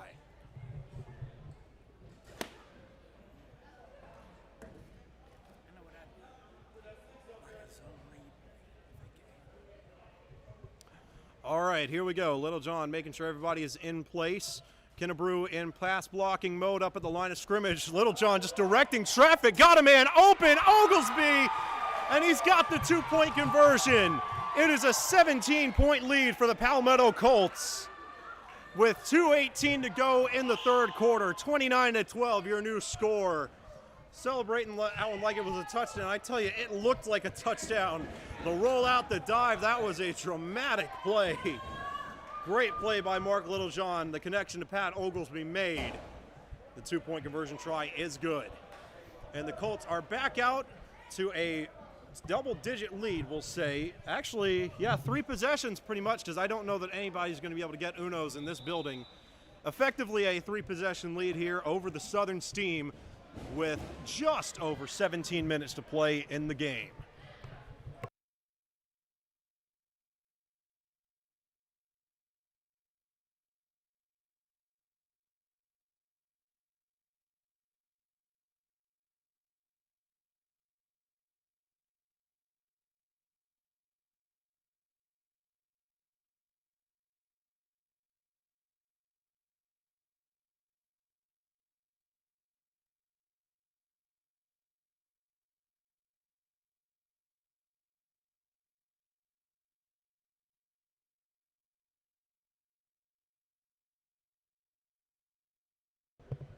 All right, and here we go. 29-12, your new score following the touchdown and 2-point conversion by the Colts on that drive.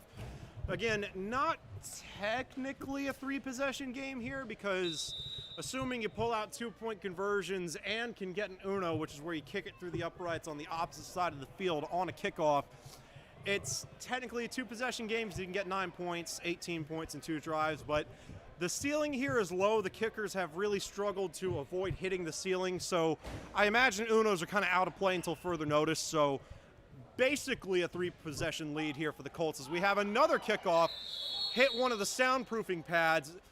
Technically didn't hit the roof, but the rule book says any overhead obstruction that gets hit automatically makes it a dead ball.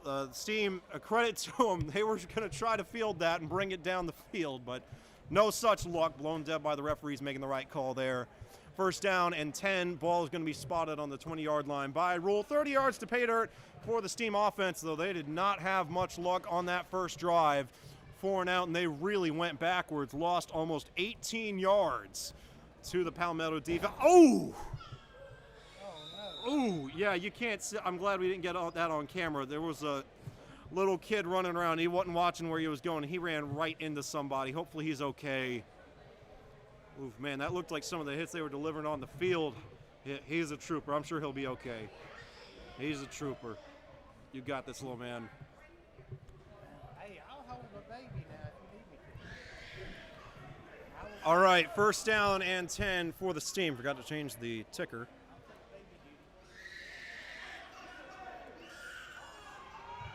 And whoa, high snap, trouble with it. And oh, that one is still loose, and I think the Colts have it. They do, live ball. And now they blow it dead, so we won't see a scoop and score, but it is going to be a huge turnover.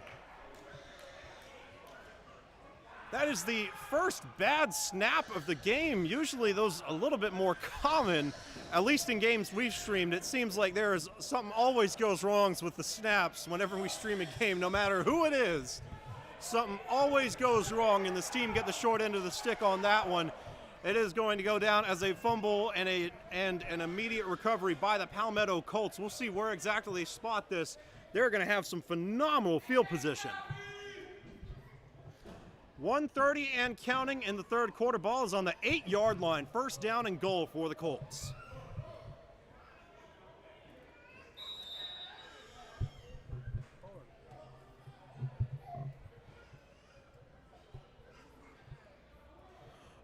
right, so here we go. Let's see what Coach Holt has drawn up for his offense on this drive. And nope, got whistles, so we'll have to wait a little bit to see what he's got ready. Timeout called, I believe, by the Steam, but I'm not 100% sure. So the Colts going to have a moment to think this one over a little more. As tempting as it may be, I know I personally love tight end screens, especially in the NAL and IFL. They can be a really useful weapon, but I think the linebackers in the UAL do tend to play a little looser than most other leagues. Even though the restrictions are the same, they just kind of play it more with an outdoor mentality, a lot more free roaming on their end inside the restrictive boxes, of course. But I think that was why the passing lane to tight end Brandon Bingham kind of got clogged up on the last one. So as tempting as it may be to try and run a tight end screen, I don't think that would be the call here. Though I imagine the Steam defense would kind of be thrown for a loop if they tried it again this soon. Usually you might see 2 or 3 of those in an entire game. Bingham will declare as the tight end here. First and goal, ball on the 8-yard line for the Colts, and that little baby from earlier, he's okay. He stopped crying. He is a trooper. Handoff here to Bobby Kinnebrew, and he's going to have to reverse field. Catches a block from Littlejohn, and another block from Oglesby. This is close, and they say he's out at the 1-yard line. Almost had it, but not quite. Second down and goal. We'll see if Littlejohn tries to sneak this one. Had really nice success on it the first time around, though it was called back because of a penalty. Second and goal here for the Colts. And we do have a sneak by Littlejohn, more flags. And the Colt offense might have gotten a bit ahead of itself on that one. This one looks like it's coming back. Indeed, second down and goal from the 6 now. Quarterback sneak's probably going to be a pivotal point in practice next week. They've had some trouble with him so far. The plays themselves have been good, but it's the false starts that have killed him. So second and goal, Littlejohn looking for the end zone. Oh, and Callahan almost made a fantastic catch. Might have had a miscommunication in the routes there. He and Barkas were really in the exact same corner of the end zone, and that is almost always a mix-up. Don't like having no coach likes having receivers in the same spot of the field because that means you have 2 DBs in the same spot as well. Pass fall is incomplete. Credit to Callahan, though, almost made a really nice grab. Third down and goal. Ball is on the 6-yard line. And, oh, nope, check that. Yeah, you're right. The quarter has expired, so we are going into the 4th here. Back in a moment, the Steam defense has got to come up with a stop on this drive, or else they are really in trouble. 29-12 to score as we head into the 4th quarter. Colts up by 17.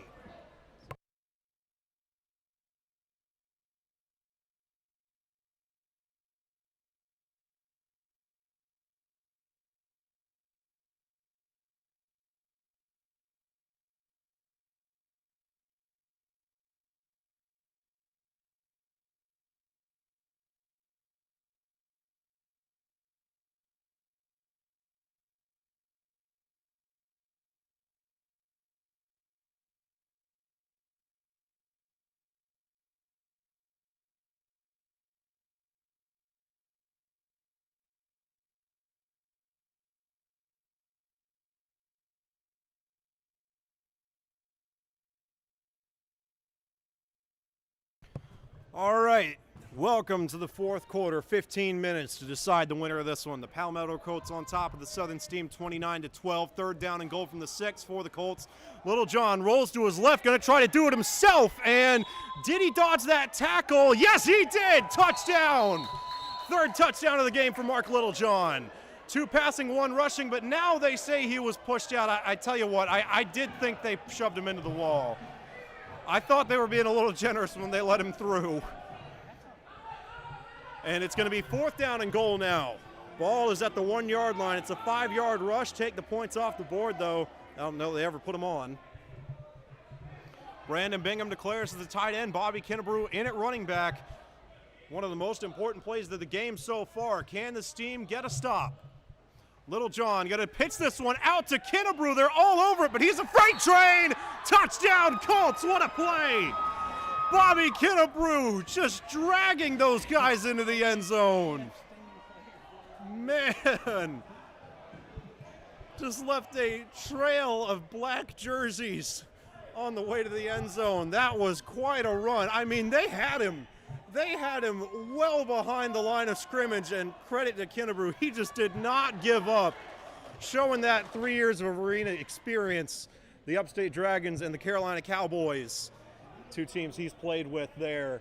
And it looks like the Colts are going to go for two here. New score, 35-12. Going to try to make it 37-12. Brandon Bingham declares as the tight end. Little John kind of in a more pistol look here, even though Kennebrew isn't behind him. A shorter shotgun than usual, only about 3 yards now. And a motion Callahan across the formation. That was a mix-up, and Little John just throws it away. Got flags down, and yeah, I imagine this is illegal motion against the Colts, and this team will just decline it. So keep it at 35-12.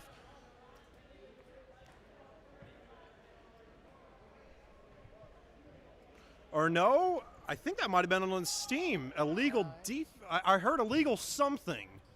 But Mark Littlejohn and the Colts are still out there, but now they're going back, yeah. So penalty was illegal motion against the Colts. 35-12 the score, 13 minutes and 14 seconds left to go in this game. Palmetto on top by 25 points. It is a 4-possession game. The Steam offense has got to get something going. I once heard a quote, indoors, you're really not out of a game until you're down by like 40, because it's a 50-yard field. I mean, you're going to be really close to the end zone pretty much at all times, but they've got to find a way to get past these defensive adjustments made by the Colts. They had a great thing going with the quarterback rushing game early on in the second quarter, but Palmetto's defense, credit to them, they really, really patched that up. They have dialed up the pressure, but made sure to keep contained as well. The linebackers have stayed in check, not dropped back too far, kept their eyes on that quarterback instead of trying to drop back and cover receivers. The passing game for this team, not too much of a threat so far. Palmetto has realized that, really played the run so far, and I tell you, Southern has not had an answer. Daniel Sheriff back to kick this one. It is not 4th down and goal. It is the kickoff. Sheriff has a long run up and just going to squib this one. Picked up by this team at the 17-yard line, and nice little return there. And actually, the whistles never blew. Now they've got him out. And somehow or another, the Colts actually come away with the ball there. I do not think that's going to stand, but going to be 1st down and 10 from the opposite 20. I don't know. Palmetto's still trying to say that they got the ball, but I did not see anything. I think they ripped that one out after the whistles had blown. So the Steam with very solid field position, 12 minutes and counting. Official count is 12:35. And nope, now we got flags. And I think this one's going against the Steam. The Colts crowd is cheering. Not. Oh. I think we got a personal foul against number 6 of the Steam. I didn't see what he did, but he looks very confused. He's like, what? I didn't do anything. Which, I mean, to my understanding, is really protocol for when you have a personal foul that goes against you. Oh, no. Hang on. Are there 2 number 6s? I think there are 2 number 6s. Oh. Yeah, that number 6, he's out of the frame right now, but I think he got ejected because he actually took off his helmet and threw it into the fence in front of the bleachers. And if that's not grounds for an ejection, I don't know what is. The guy we were looking at was number 8. Okay, his jersey was a little bunched up and it looked like a 6, but at least a personal foul, if not an ejection, against number 6 of the Steam. They were already shorthanded. I think they only were able to get about 15 players up from Jacksonville here to Cumming, Georgia. So any guy is going down is a big loss. 12:33 left on the clock. And we've got a stoppage of play. Not sure if this is an official timeout or if somebody actually took one, but we'll take a little break with them and be back when the offenses get set out on the field. 35-12 in favor of the Palmetto Colts. 12 minutes away from their first United Arena League victory.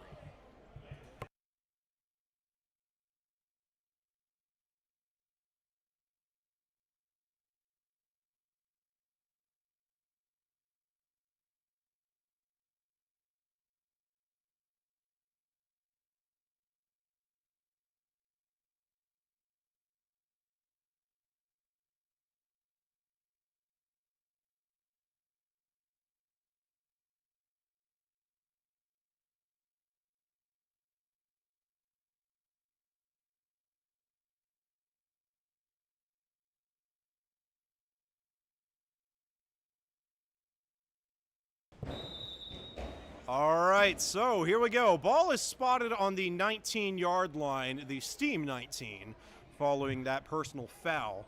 I think they got it out probably past the 20-yard line and had to march it back. So they're really right about where they would have been if the ball had just hit the ceiling on the kickoff. We'll see if the Colts keep the defensive line pressure on. Quarterback is under pressure. Good job by the defense to keep contained, and he's taken down from behind. That is number 14, Jared Watkins, with the sack. And that has been the difference between the first half and the second half. I don't know how much of it you could see because we had to pan so far to the side to get the quarterback in frame. But the Colts defense really split out wide when Watkins put the rush on and went into pursuit. They did not all go after the quarterback. That's how he got so many rushing yards in that first half. Everybody went after him, got out of place, and that left lanes open on the sideline. But everybody stayed in position, played their role, let Watkins do the work, and he has got his second sack of the game, and it is a huge one. Inside the 10-yard line now, ball is spotted at the 6. This is first down, and I don't even know at this point. Or second down, and gosh, man, I got to count this off. I think second down and 23. That's what I've got, but it could be 27 or so. I'm an English and communications major. I made a C in pre-cal, so take my advice for what it's worth. Second and 23-ish, we'll call it. Trips to the right side of the field.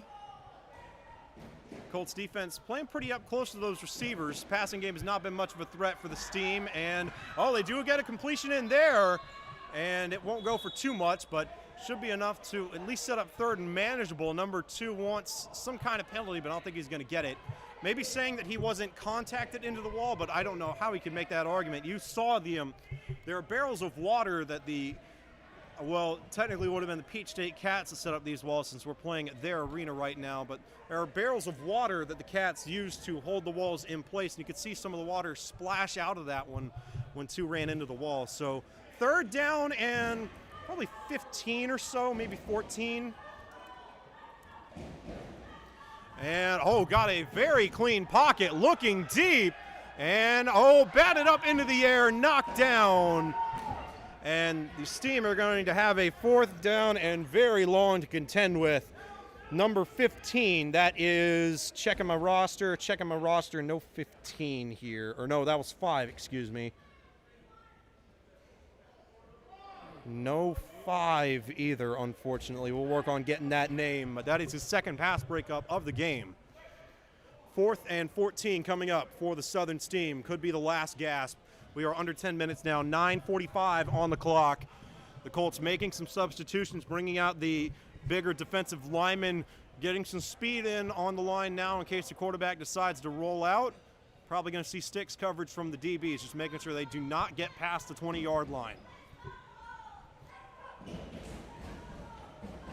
Whoa, low snap, brought back in. Quarterback under pressure, looking long. Wobbly pass, and it's caught! Touchdown!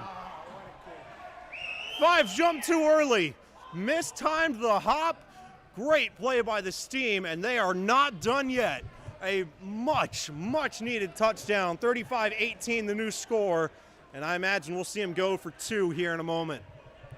Got to get everybody down the field. It's going to go down as, gosh, I think almost about a 34-yard touchdown pass, somewhere in that neighborhood. Great throw.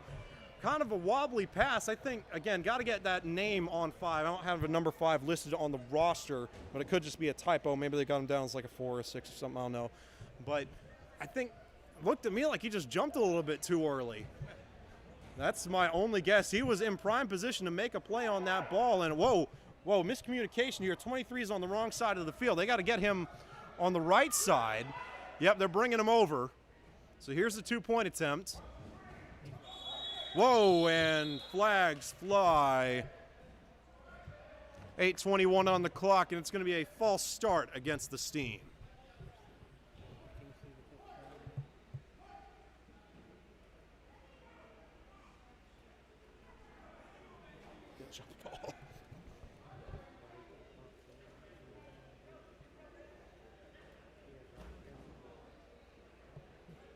All right, so here we go.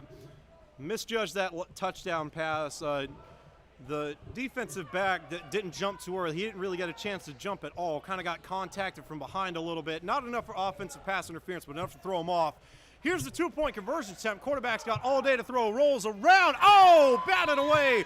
But who else but Jared Watkins with the PBU, 2 sacks and a PBU on a two-point conversion. Did play safety with his semi-pro team back in the spring. Now in the summer, balling out here with the Palmetto Colts, up 35-18. And we will see the Colts offense for the first time in what feels like a while, actually. Back out to go on another drive with 7:59 left to go in the game, but got to watch out for a potential onside kick by the Steam. They've really got to do anything they can to steal a possession here, and an onside is about all they've got left. Mark Littlejohn has done a very good job of taking care of the football. He has not had a ton of completions or even pass attempts for that matter. The Colts really haven't run that many plays. Yeah, but Littlejohn, that is something we always note with him. He does not put the ball in harm's way very often. A very careful passer. And the running backs have done a good job of hanging on to it too. No fumbles, I believe, by any of the Colts so far in this game. Only 4 up men here for the Colts, and they're kind of splitting it up the middle. They might have an avenue for an onside kick here if they want to try it. So they're going to send it deep, and oh, he might have the Uno. Oh, it hits the upright. That's a live ball. Yeah, great awareness there by number 19. I was wanting to call his name. That is Shinpei Ota. He is a wide receiver from Nanzan University in Japan. With a heads-up play there, ball off the uprights is live, but if it comes, or ball off the uprights is dead, but if it comes off the crossbar, that is a live ball, and the Steam were totally fine to recover that if they'd gotten their hands on it. So a very heads-up play there by Ota to grab that one, and got a couple of yards on the return as well. May have earned himself a couple of receiving routes later in the game, who knows. First down and 10 for the Colts offense.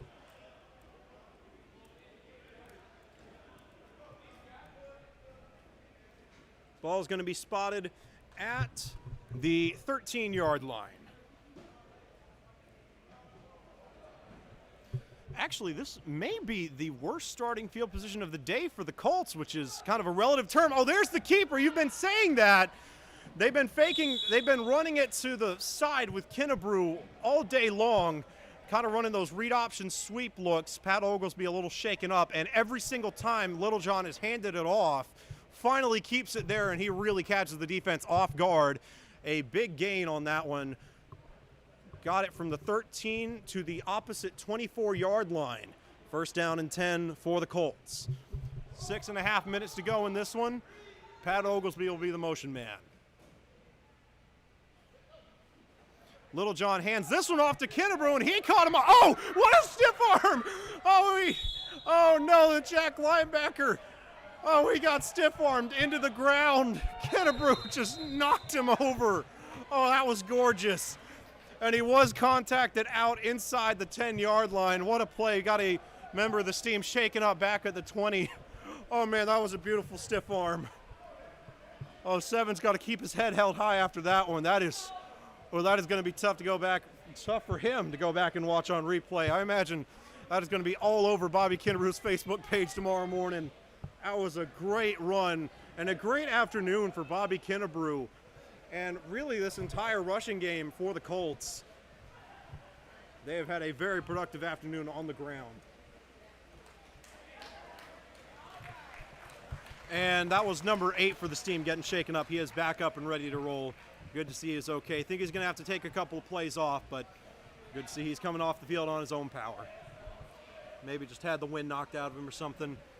But usually indoor, outside they always say, you run the ball to set up the pass. And indoors, because of the linebacker restrictions and the way everything's kind of oriented to the pass, a lot of times you'll use the pass to set up the running game. And the Colts have kind of taken that and flipped it back to what you usually see, where you use the run to set up the passing game.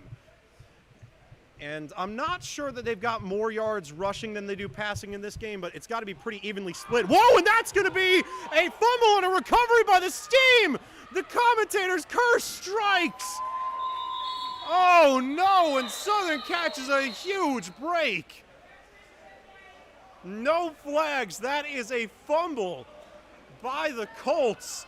And an immediate recovery by this team. They got it all the way down to the 15-yard line. So this Palmetto defense is going to have to come right back out onto the field. And Mark Littlejohn makes his first major mistake of the game. Just pitched that one too far to the back end of the field. I remember a couple of years ago, I was standing in for one of the quarterbacks, had to run out and grab something out of his car, I think, and they had me kind of practicing pitches out to the running backs, and that was the first thing they told me. Hey, you're pitching it too far to the backside. You got to throw it like a pass. You can't throw it to him. You got to lead him down the field and all. You can't just pitch it to where the running back is. You got to have to pitch it to where he will be. And Littlejohn just got a little mixed up on that one. And that is a huge, huge turnover. Southern really needed that one. Below 5 minutes now. Back out on offense. A 6-yard shotgun here. Very mindful of the pressure. Got a nice inside rush. Has a man in the end zone, and there was a lot of bouncing around there, and I think they're going to call that defensive pass interference, though I don't know that it was intentional. Honestly, that really could have gone either way, offensive or defensive. I would have liked them just not to throw the flag at all, but then you probably would have players from both sides saying they should have thrown it. So, woulda, coulda, shoulda. We'll see exactly which way they rule this one, but it looks like it is going to be in favor of the Steam.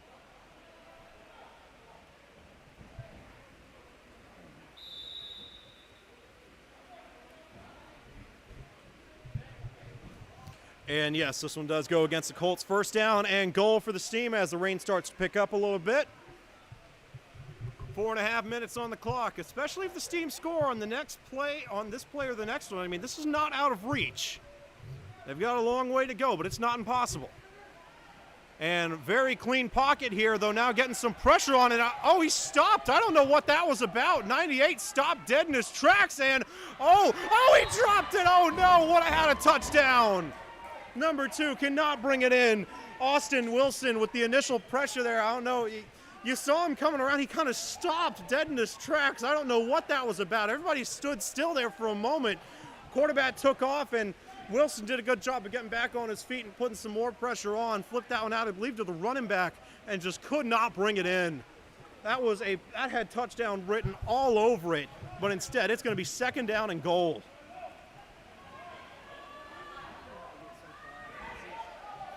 Caught a big break there with the fumble, but cannot cash in on the miscommunication on defense.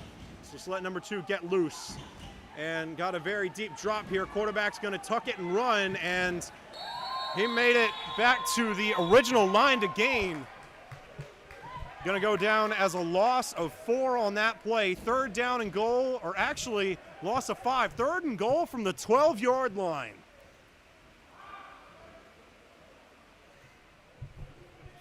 And we are Jared Watkins back in the game now. Looks like he's going to be in at Jack linebacker. That clock continues to roll. We're under 3 minutes now. It is do or die time for this team. They've got to score on this drive.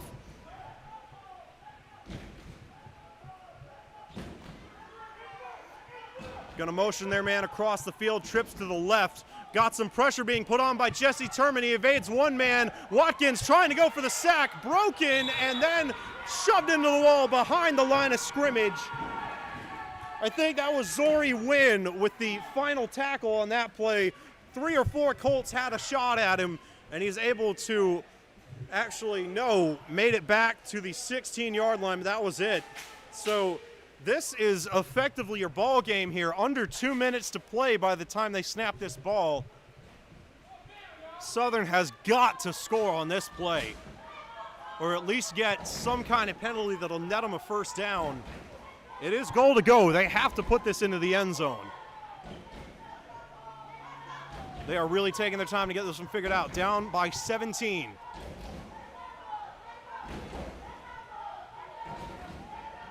Pressure mounting. Here we go. And just a three-man rush by the Colts going over the middle, and that one is intercepted. Number 3 with the pick, and he is taken down. No, you're kidding me. There's not a number 3 on this roster. We'll have to figure out who that is. And that might have sealed the game for the Palmetto Colts en route to their first victory of the season. Number 3 with the interception. Great play. Or check that. How could I forget? That is Cody Haney with the pick. Dropped one earlier on in the game. Does not drop that one. 1 minute and 8 seconds left to play. Or no, check that. They let the clock run after the play. It's down to the 1 minute timeout. Intercepted by Cody Haney. A brief return. And the Palmetto Colts are 60 seconds away from notching their first win in franchise history.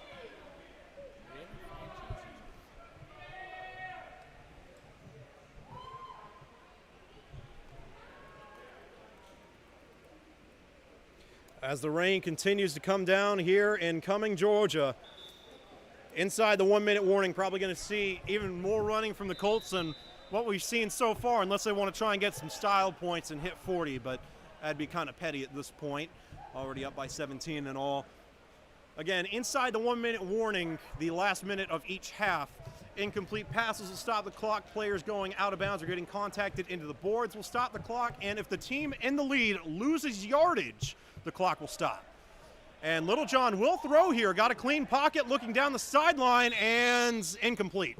Intended for Pat Oglesby. I think the throw is just a little bit behind him.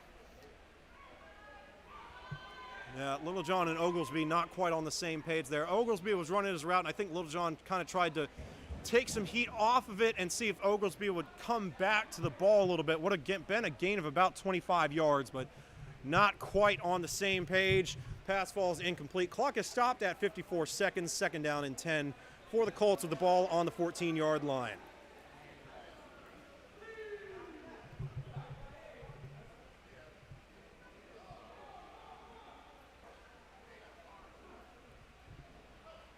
And this one handed off, or no, Littlejohn keeps it and doesn't get much yardage, but does make it past the line of scrimmage. Clock's going to continue to roll because of that.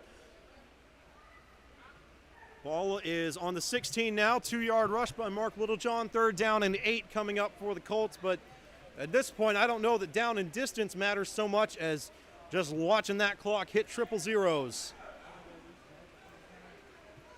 Yep, one more time, maybe twice. But so long as they don't fumble this, they should be good. 20 seconds to go in this one. And, yep, we might be good to go. It looks like the Colts are going to try and get one last pass in. Got the fullback up in pass pro mode. Right at the line of scrimmage and still get some pressure on, and that's going to stop the clock. Littlejohn goes down. I think that's only the first time in this game that he's been sacked. And, yep, clock will stop with 5 seconds left. Fourth down and about 16. Sack of 8 yards. Yeah, usually at this point, or no, are they going to roll it? The refs are heading off the field, so, okay. All right, so I have heard that there is an option in the fourth quarter where the team that's down gets asked if they want the clock to stop during the 1 minute warning, and they can say no if they don't want to drag the game out or if they think they don't have a chance or if they're down too much or anything like that. So I'm assuming that this team did elect to say, hey, just have the clock run. Let's get out of here, head back to Jacksonville where the weather's probably prettier. So the Palmetto Colts win it in dominating fashion, 35-18 the final score. And the Colts will move to 1-2 on the young UAL season. Great win for Coach Dennis Holt, Mark Littlejohn, Brandon Bingham, Cody Haney, Jared Watkins, Jesse Turman, Bobby Kennebrew. We know so many of these guys. And I tell you, they have been on some teams that have really had some rough luck in past years. So for a lot of those guys, this win was well overdue. They played their hearts out today, earned it, and earned it big time. 35-18 the final score. The Palmetto Colts win it. And we'll move to 1-2 on the season. We'll catch you next time.